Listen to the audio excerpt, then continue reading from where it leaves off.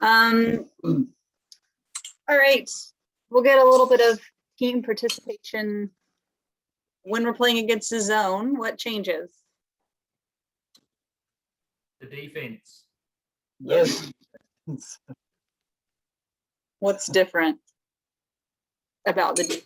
Specifically, what's different? How does the offense?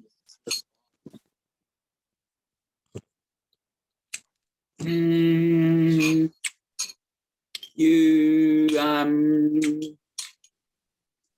not being marked by one player. Yep. Cool. What else? Dickerson. Yo, hi, friends. If there's anyone else, I can't see them. Talk. Bye. Hey, Oh, there's Sam and Matt. there's Sam and Max. Thanks for joining us for this PowerPoint presentation 2.0. Cheers, That guys. is all good. That is all good. We're just talking about what changes whenever we are playing offense against a zone.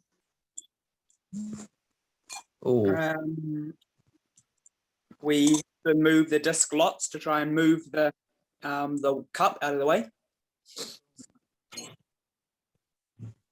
The resets and stuff. Very handler dominant. Yep. Yes. Until Yeah, I until we agree with that. pass the break, the cup. I mean, until we break the cup.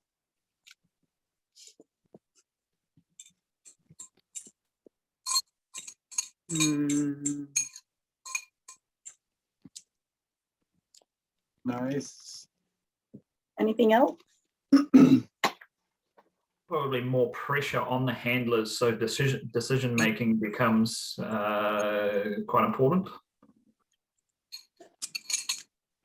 Well, not even necessarily the decision making, but the keeping your cool. Like being calm and collected, pretty much. Yeah. Yeah. Yep. Yeah. Downfield isn't in a stack necessarily. Oh, snap. Oh, snap.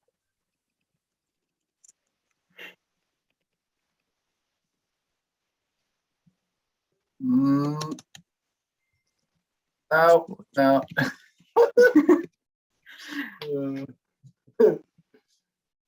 Cool. Leanne knows English. Yeah, I know spell check.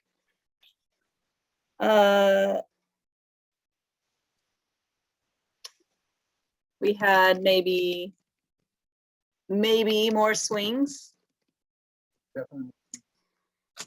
but hopefully our normal offense is utilizing swings a lot. Yeah. Communication, would that be one of them? Yeah. Yes. Communication important. Look at as these always. people. Oh, hello. Josh, Lena, And David. David. Welcome, right. guys. For those that just joined, we're just talking very generally about what happens to the offense when we face a zone in general.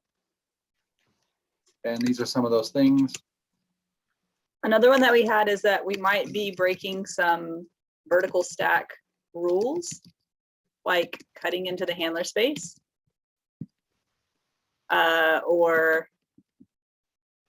crashing the cup.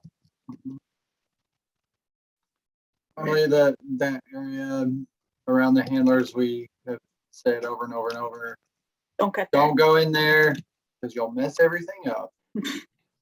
And when we face a zone, some of those rules change because potentially you cut into those areas to generate opportunity. Whereas if it was a man mark, you would be destroying. Cool. Does anyone want to add anything else to this? We'll move on.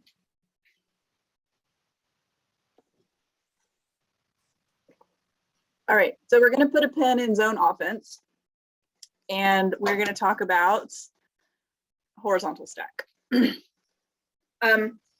Because we'll potentially be using some variation of a horizontal stack when we're playing against a zone. But we also might play a horizontal stack just for fun if they're not marking us in a zone. So we need to know the workings of a horizontal stack. It's just a way for us to generate space on the field, same as a vertical stack, it's just that the space is different. So the same question that we always start with, question you should always be asking yourself when you're playing on the field, where is the space? So if you're looking at our little graph here, we've In got the our- end zone. Yeah, so we've got Yo, Just massive puck to the end zone. behind the stack. The end zone. Just throw it deep into the end zone. full field hug, Josh. Zone. We're gonna be relying on Oh, you. our end zone as well. Like where they're trying to Behind. score. There's heaps of space there. The handlers. Just reset it and play in our thing. Make them bid for the Callahan and then counterattack. Yeah. Can we do a And- play? Can that be one of our plays? Leanne doesn't like that play. All right. Ethical. Continue. We'll probably save that one for nationals. And one more spot where there's space on the field. Anyone? Cool. In front of the disc. This space here.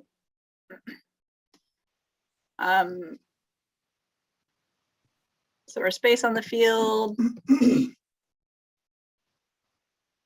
Here. Here. Right. So we're just going to talk a little bit about how to utilize that space. And we'll talk about a few different cutting patterns and some options to generate space and some flow on the field. So when we're in the horizontal stack, one of the objectives is it makes the long throw easy because look at all the space we have deep. It allows us to use the whole width of the field, whereas in a vertical stack, we're kind of using the sides of the field and we're stacking up the center. And what we'll probably generally see for typical cutting patterns is that we're kind of working in pairs to make space. Might be cutting from the stack towards the sideline or from the sideline towards the middle of the field. What about cutting up and down? We'll talk a little bit about, does anyone know pepper mills? Is it a Peppermill. lolly? Pepper mill cutting patterns? We'll talk a little bit about those because it's a little bit of a different cutting pattern than just cutting up and down the field, which I don't think is quite as effective. So we'll see some examples here. So here's a couple of options. So we've got our downfield cutter here. Let's say we swing the disc to our handler C. H cutter is cutting deep and under. If they're not getting the disc at the sideline, they're clearing to the other side of the field. So let's assume there's a forehand force or force to the right side of the screen, clearing the space in front of the disc, right? So this would be the far right-hand person. So in that horizontal stack, in this picture, that would be this person here. That's who's making this cut. And when they clear this space, they're now on the break side, right? So now you have a huge gap on this side of the field for these three people that are still in the stack. Is that kind of like our Paratutu play? So if you go back to that Like a miniature previous one. slide, that one there. So you've got like, if you've got those two on our right hand side of the thing, one of them's cutting deep and then under, and like H, they're cutting deep then under. So Potentially. Potentially, So that we'll not necessarily, but yeah. talk about a few cutting options. And then it's just some ideas on how to create space. I feel like the first time I played horizontal stack, I just had no idea where I was supposed to be and how I was supposed to cut because it's so different than a vertical stack. So it's just giving you some ideas on how to generate space and where to clear if you don't get the disc. So always, same as vertical stack, you're clearing the space in front of the disc if you don't get the disc to make space for other cutters coming into that space. Horizontal stack can be really frustrating to work in if you don't have good field awareness. So the purpose of us talking about different cuts and different cutting strategies in a horizontal stack is just to help you guys be more aware of kind of the space on the field, how to take advantage of it. Because the first time I was in a horizontal stack, I was like real confused as to how to maximize my utility on the field. So this is just a couple of cutting patterns that kind of create options for other people. So it's one thing for you to run and get open, but you don't want to do that at the expense of another player on your team, right? You want to be trying to create opportunity for other players as well. And so that's kind of these cutting patterns. They're not only just showing you this is potentially what you could do in this setting. It's also, this creates opportunity for your teammates as well. So one of the cutting patterns that's popular to use in the horizontal stack is a triangle cut for pepper mills. So these are primarily going to be the two center people here in the stack. So we've got F cutting deep and under at the same time G is clearing. So this is very similar, John, to that Potter 2-2 play that we do, which we'll talk about in just a second. But It's like a mini. yeah, so basically we're cutting in this triangle pattern, clearing, and then if F doesn't get it here, they're doing the same thing and they're clearing, trying to get away from your defenders. And we can switch it up so people can, move in and out of the space as needed. But a lot of times what we'll do is we'll have people working the center and then we'll have people working the wings. So E and H are working wings. So they're working off of swings. And these people are more working the disc up the center of the field. These players also may be potentially going deep or for a continuation. So if they get the disc here, for example, and this person has cleared and they're maybe over here, we need a continuation. So we might see this person going deep or this person going deep. Yeah. Horizontal stacks are particularly good for punishing a broken mark. So if you break the mark, a horo stack is really good at punishing that situation. So what I mean by that is if we break the mark and we throw, if this is a man defense that we're looking at on this horizontal stack, and player B manages to break their mark and get it to A, there's a lot of options for player A to throw because every single person on the field has an advantage on their player on the break side, right? So even if he throws it to E, in the time that takes place, H can run across the field potentially and beat their player for a long play. So the horizontal stack has a lot of utility. It's a lot more, you have to be a lot more flexible and thinking about space a lot more. It requires a lot more brain power, I think. For me, it does. Some people. I do think it requires more field awareness. Luckily, we got a hella smart team. Heck yeah, we do. I am just really confused though. What does D do in this scenario? D, of course, they're cheering for their team from the sideline. That's the coach. And providing a lot of communication. D stands for David. David, you're not on the field. On that slide.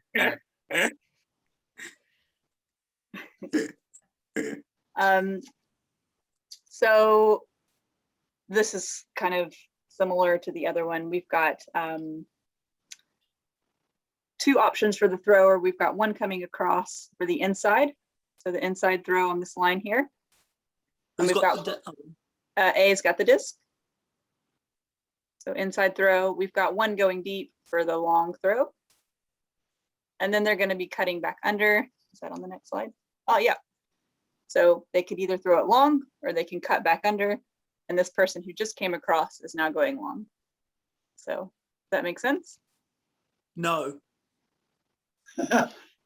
So this is a kind of a two slide situation, right? So B in here, C is cutting across, so they're going to end up in this space, and B is going deep, so they're going to end up in the deep space.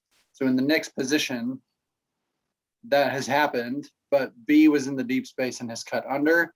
C has cut across and is now going deep. So they're cutting and Oh, trying. can you go back one slide? Yeah. You go forward one. Oh, so B cut under deep and then back under again already. Yeah. Long and under. Yeah, correct. So B has gone long at the same time that C is cut in, and then B has come under, and now C is also going long. Horizontal stack also, so if you're looking at this, you may be thinking like, oh, defender 2 on who's marking B, they potentially could threaten that pass, right? But the good thing about a horo stack is that it forces man defense, it forces person defense to mark more honest, because they don't know where that person is going to end up. So in a vertical stack, you as a defender, you know there are two sides to the field, the break side and the open side, and you know that you're going to mark your person under or deep. There are a limited amount of options that can come out of that formation. In a horizontal stack, because the players are all the way across the field and the disc is hopefully moving from sideline to sideline, you have to be a lot more active as a defender, just because you don't know where your offensive player is going to end up cutting. So this could be a potential for this offense on a man mark is when we have a mismatch. So when we have a player that is faster than their mark, or they're better, they can throw around the mark or whatever, it's good to utilize that mismatch, and it's also good to force the defense to be more honest on the mark.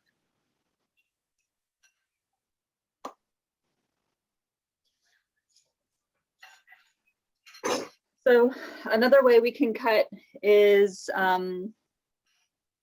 we go back to this one. So we've got this H cutting deep and under, not getting the disc and clearing out. And we've got our 3 other players on this side of the field. So let's say one of them is free because this guy's just cleared. They can cut into this space or into this space. So he's got the disc. So what kind of cut do you think could generate these options here? A shoulder cut. Ah! So shoulder cut your defender and go whichever way they're hit. So sometimes with a horizontal stack, we might run some sort of like combination of different plays. So it's kind of similar to a side stack because we've got everyone on one side of the field, and we're isolating one player on the open side. And that's kind of similar to what our Para 2-2 does, which we'll talk about in just a minute. So I'll try to explain this slide. It is a little bit confusing because it's kind of just demonstrating how a horizontal stack can flow.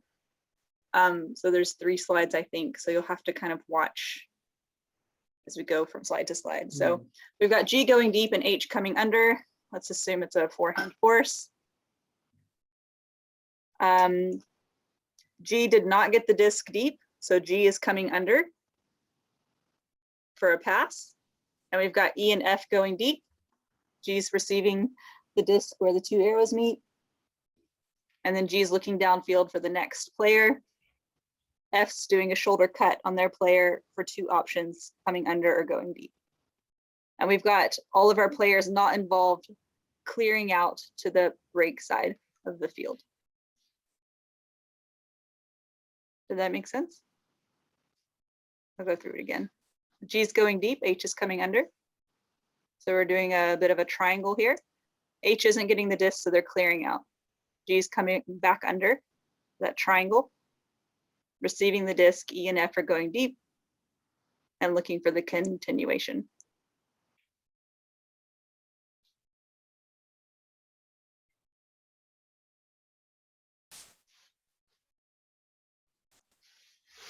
So Look, that the next step from there is say F doesn't get the disc, then G resets, and then H, E, F will form the horizontal stack again.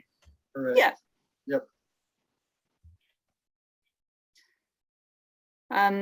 So it's the same concepts as a vertical stack. We're cutting and clearing. It's just that the movement is happening in a different direction.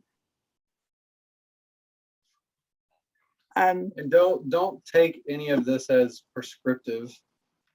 If this seems like vague or ambiguous or like 'cause it is. confusing, it's because it is. So this these 3 slides we just went through is a version of HoroStack that works. And it's because you're creating a cycle of players that are cutting into one isolated space. So in this scenario, we started here where we have deep space, we have space in the middle, and we have space presumably behind the handlers, right? In the next slide, because H has come out of the way and is continuing in this direction, G now has this opportunity to cut into this space. If H clears all the way through, then we get this situation, right? Where the space is pretty obvious here, right? So let's say F comes across and does a shoulder cut deep. E can come in and do a shoulder cut under. So this is just a model for potentially how it could work. It could go a number of different ways, but the important thing to kind of take away from a horo is that you have to be dynamic in the way that you use space. You just have to be thinking, if I cut under, I need to clear to the far side that I was not on. And if you're the next person in the stack, you need to identify that the space next to you is open and you need to make a play on that space. So yeah, like Kelby said, these are just some ideas of what could happen in a horo stack. Probably not quite as prescriptive as a vertical stack, but you'll just have to kind of look around and see where the space is. Yeah. And if there's open space, you feel like it's a good cut for the team to go into that space and take it. And if you don't, then clear out and make space for someone else. Do you have any But questions? But we can also run like plays and shit as well, right? Absolutely. Yeah. So we might call on the line like, hey, let's run a horo stack and let's get David and Kristen in the center running pepper mills and 2 wings on the side going deep and coming under. And see how it goes. Or we could say, let's play Paratutu. So this is a play. Just before you go into that, Yeah. This is going into more prescriptive plays that we can run. Do any of our experienced players have any comments on horizontal stack, just quickly? I have 1 or 2 questions. Yep. You probably will get to it, but if the disc is on the side with a handler, what kind of, so that kind of cutting pattern, do you have?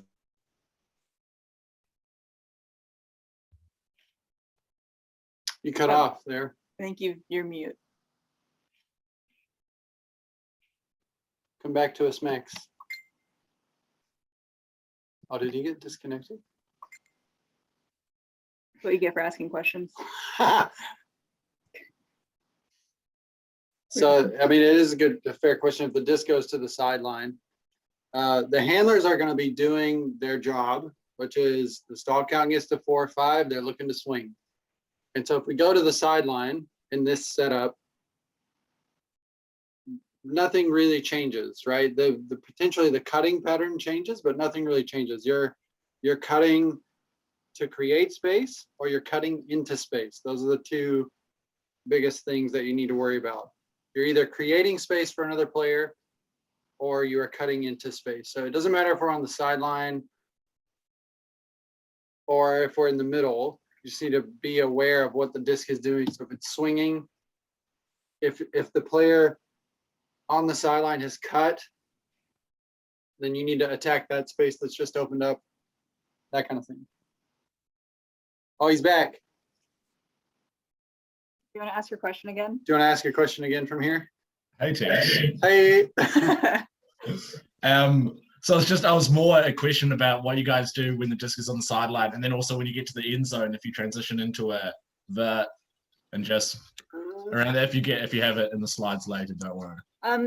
Yeah, a lot of teams do transition to a vertical stack in the end zone, and I think that's what we should do. That's what we will do. Probably unless we're playing against a zone, and then Yep. you kind of just need to work it. If they hold a zone all the way into the end zone, we might stay in a formation. You still can run an ISO on a zone and it works. Yeah. There you go. An ISO on a zone works. We'll just have to feel it out. If we're having really good flow, or if we have really confident handlers that are making gains, yeah, just kind of situational. But I would say we would probably go into a stack in the zone. In the End zone, sorry. And we would probably just want someone on the field to call it when it's time. Yep. And So that will be communicated beforehand. So like switch or something. there will be someone on the field whose job it is to call that out. Thank you. Good points. Thanks, Max. We had a few players 2 years ago when we won third place. Yo. Too, who played with us when we played the Potter 2-2. So this is just a variation of a horizontal stack where we're isolating one player at a time. So if we call it Potter 2-2, what we'll do is we'll have the two stack players on the open side of the disc clear to the break side. And then we've got one person cutting deep. Kelby's gonna show you her medals. Yo. So we're gonna have one person cutting deep and under. So we're still kind of making those triangle cuts. Apologies for my animations here.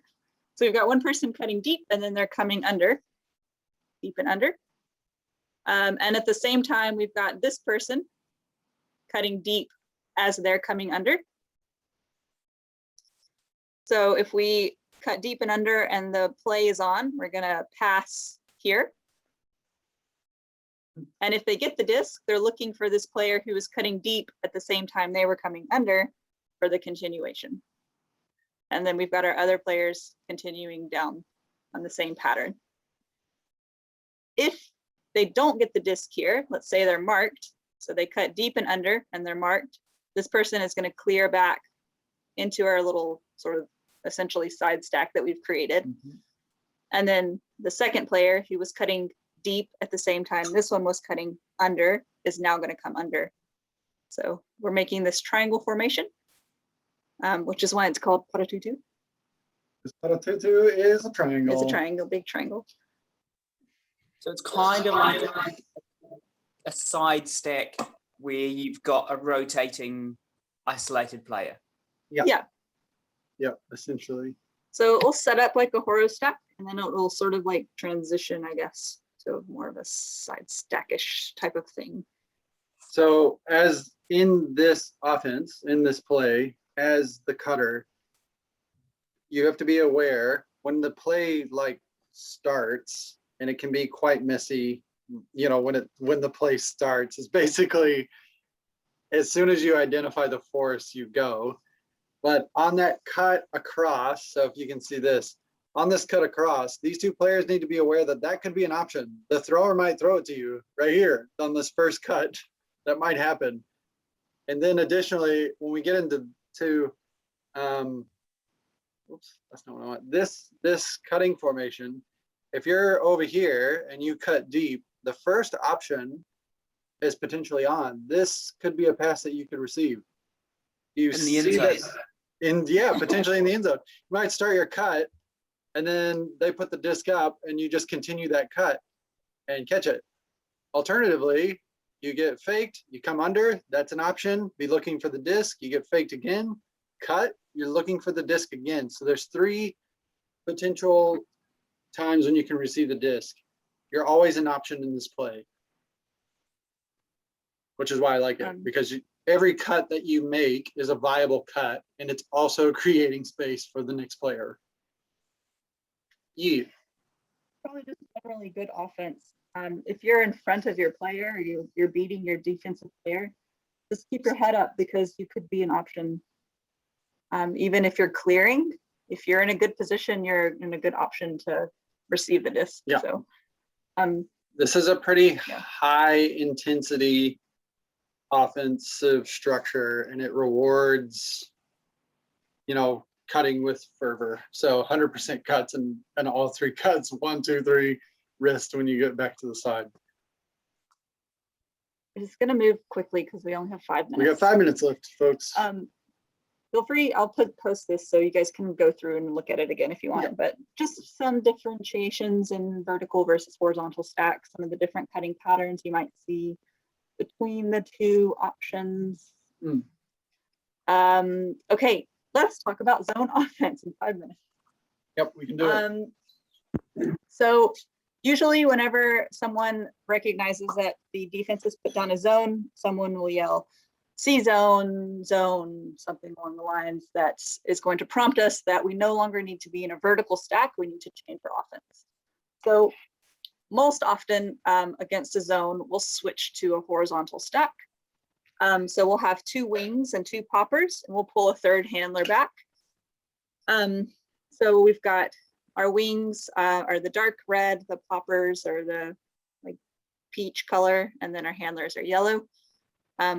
So we want our 2 people in the center working the center space. So these 2 are working in pairs to create space by cutting. Maybe one person comes in through this area, draws in 2 defenders, and opens up a space in this area for this cutter to come through.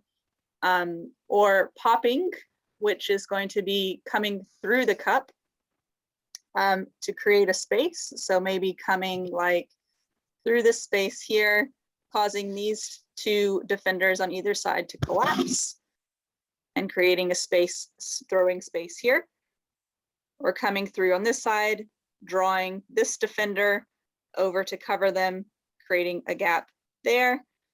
So it's really all about creating space and creating gaps in their defense for other options. So you might not necessarily get it coming through the cup like this and clearing out, but you might make a throwing lane available for the handler to get it to this player here, for example. You could receive it in the cup. You could do a cut into the cup, and they could give it to you right there. You just have to be ready to receive it pretty much at any time. Yeah, so that's an option too. If we are doing little passes through the cup like this, we might want to be doing some give goes. So some real quick passes to try to work the disc up in real small short increments.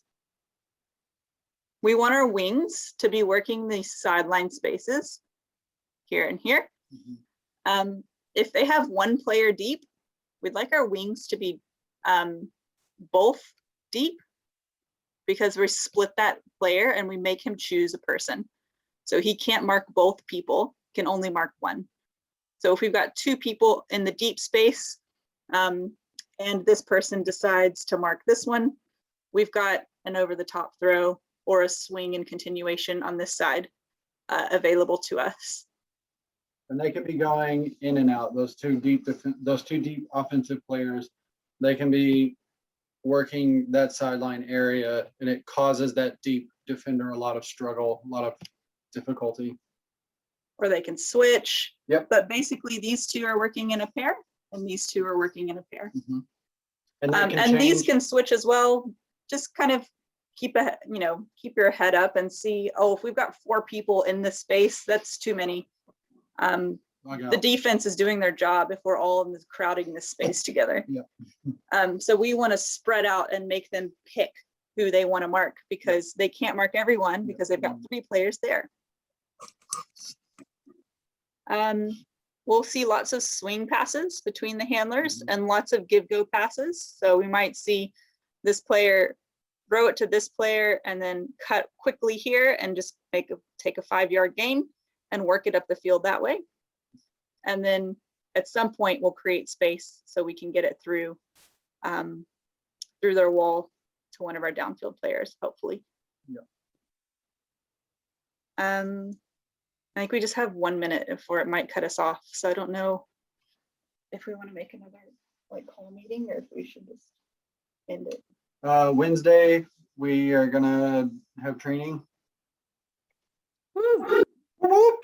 So super stoked for that. Get our hands on a disc again. That'll be good. Yep. You can ask questions at any time, send questions through. We also have a little bit more though. Yep, we have a few more Sorry. slides here. I might try to just power through these real quick and it might cut us off. So end zone offense, like Max was saying, a lot of times when we switch to the end zone, we'll switch to a vertical stack. It helps us to identify when there's poaches, when there's people blocking the lanes, if we've got our team stacked up in a nice tidy line. And we want our stack, sorry, the picture's kind of dumb, but we want our stack to be pretty tight. The end zone's bigger than you think, and we want our stack to be really tidy. So, so we can see where our defenders are in the spaces. So same concepts apply to the end zone offense as our regular vertical stack offense. We'll get a cut from the back. And what we want, this might not always be the case because this takes a little bit of time to set up. So if our offense is flowing, we don't necessarily expect you guys to set up our end zone offense. Just be mindful that we want to keep space clear on the field. So we don't want everyone spread out all over the end zone. We want you guys to be all in one spot so that we've got open throwing lanes.